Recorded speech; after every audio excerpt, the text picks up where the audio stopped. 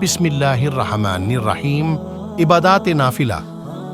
नबी अकरम सल्लल्लाहु अलैहि वसल्लम ने रोज़े और तरावी का जिक्र फरमाने के बाद आम फ़र्ज़ और नफिल इबादात का एहतिमाम की तरफ मुतावज्जह फरमाया कि इसमें एक नफिल का सवाब दूसरे महीनों के फ़राइज़ के बराबर है और इसके एक फ़र्ज़ का सवाब दूसरे महीनों के 70 फ़राइज़ के बराबर है। इस जगह हम लोगों को अपनी इबादत की तरफ भी ज़रा गौर करने की ज़रूरत है कि इस मुबारक महीने में फ़राइज़ का हमसे किस कदर एहतिमाम होता है और नवाफिल में कितना इजाफा होता है। फ़राइज़ में तो हमारे एहतिमाम की ये हालत है कि सेहर खाने के बाद जो सो जाते हैं तो अक्सार की सुबह की नमाज काज़ा हो गई और कम आज कम जमात तो अक्सारों की फौत हो ही जाती है।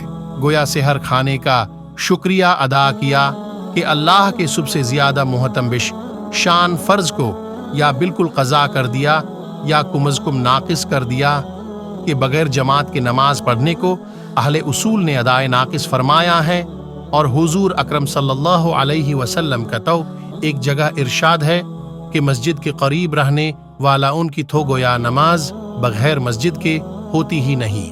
मज़ाहिर हक़ में लिखा है कि जो शख्स बग़ैर उज़र के बग़ैर जमात नमाज पढ़ता है उसके ज़िम्मे से फ़र्ज़ तो साकित हो जाता है मगर नमाज का सवाब नहीं मिलता। उसी तरह दूसरी नमाज मगरिब की भी जमात अक्सारों की इफ्तार की नज़र हो जाती है और रकात ऊला या तकबीर ऊला का तो ज़िक्र ही क्या। और बहुत से लोग तो इशा की नमाज भी तरावी के एहसान के बदले में वक्त से पहले ही पढ़ लेते हैं।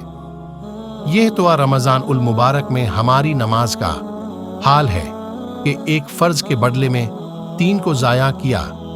ये 3 तो अक्सर हैं, वरना ज़ोहर की नमाज क़ैलुल्लाह की नज़ार और असर की जमात इफ्तारी का सामान खरीदने की नज़ार होते हुए आंखों से देखा गया है।